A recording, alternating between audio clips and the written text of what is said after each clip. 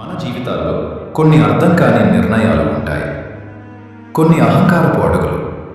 కానీ వాటన్నిటినీ క్షమించే ప్రేమ ఒక్క దేవునికే ఉంటుంది. ఇదిగో అలాంటి ఓ కుమారుని కథ.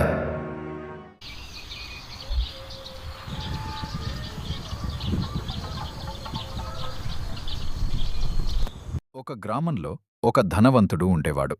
అతనికి 2 కుమారులు. ఇద్దరికీ తండ్రి ప్రేమను సమానంగా పంచేవాడు. తండ్రి మంచితనంతో న్యాయంగా ఇంటిని నడిపించేవాడు.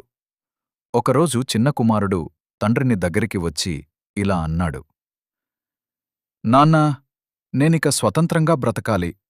మీరు చనిపోయిన తర్వాత వచ్చే నా ఆస్తిని ఇప్పుడే ఇవ్వండి. ఆ మాటలు తండ్రి గుండెను బిగబట్టాయి. కాని కుమారుడి ఇష్టం గౌరవించాడు. అతని వాటా ఆస్తిని ఇచ్చాడు. చిన్న కుమారుడు ఆస్తితో పాటు ఊరిని విడిచిపెట్టి దూర నగరానికి వెళ్ళిపోయాడు.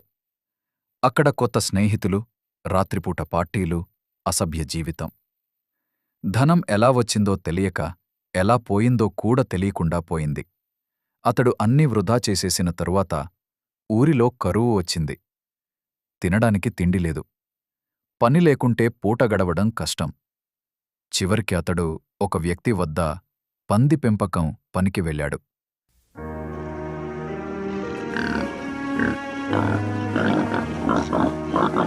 పందులు తినే ఆహారం చూసి తనకు కూడా అది కావాలని అనిపించింది. ఎంత దిగజారిందో చూశారా? అక్కడే అతని మనస్సులో వెలుగు వెలిగింది. నా తండ్రి ఇంటిలో పనివాళ్లకు సరిపడినంత తిండి ఉంటుంది, కాని నేను ఇక్కడ పందిపిండి తినే స్థితిలో ఉన్నాను. నేను తిరిగి వెళ్తాను. నన్ను కుమారుడిగా కాకపోయినా బానిసలాయన ఉంచండి అని అడుగుతాను. అతడు తండ్రి ఇంటివైపు ప్రయాణం మొదలుపెట్టాడు.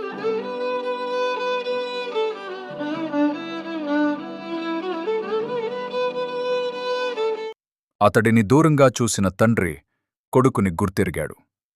మనసు ఉప్పొంగిపోయింది.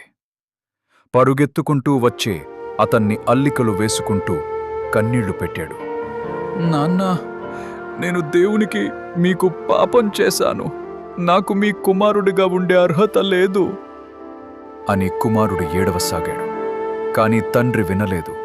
వాడు సేవకులకు చెప్పాడు, వెనక్కి తిరిగి వచ్చిన నా కుమారుడికి ఉత్తమమైన వస్త్రాలు తెచ్చండి, వేలికి ఉంగరం, కాలికి చెప్పులు పెట్టండి, గొడ్డలి మేకను కోసి విందు చేసుకుందాం.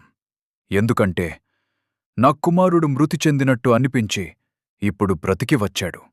కోల్పోయాను అనుకున్నాను, ఇప్పుడు తిరిగి లభించాడు. ఇంటంతా ఆనందం, సంగీతం, ఉత్సాహం.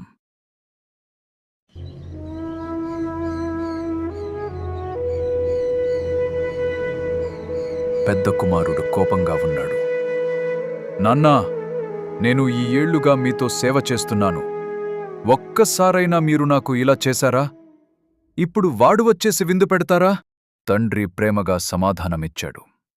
నాన్నా, నీవు ఎప్పుడూ నాతో ఉన్నావు. నాది నీదే.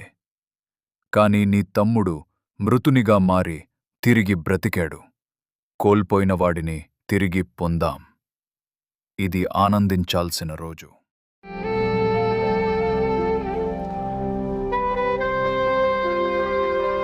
మనం ఎంత దూరం వెళ్ళినా, ఎంత పాపం చేసినా దేవుడు మన కోసం ఎదురుచూస్తుంటాడు, మనం తిరిగి వచ్చేదాకా. ఆయన ప్రేమ ఎప్పటికీ మారదు. క్షమించగలిగే ప్రేమ, ఆత్మవిశ్వాసం కలిగించే ప్రేమ. తప్పు చేయకూడదు అనే దేవుడు కంటే తప్పు చేసినా తిరిగి రావచ్చు అనే దేవుడు గొప్పవాడు. మీకు అలాంటి స్టోరీస్ ఎంక కావాలి అంటే మన AS Studio 27ని సబ్స్క్రైబ్ చేసుకోండి, లైక్ అండ్ షేర్ చేసి మమ్మల్ని సపోర్ట్ చేయండి.